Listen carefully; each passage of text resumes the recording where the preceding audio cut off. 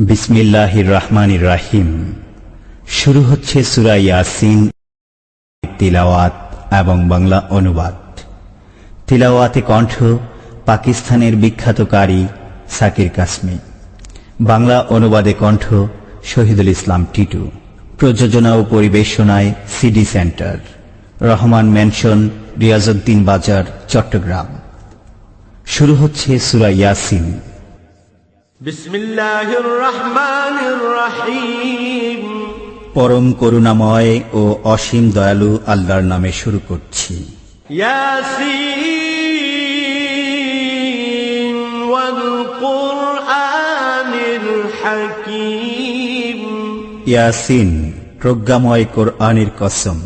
ইন্নাকা লামিনাল মুরসালিন।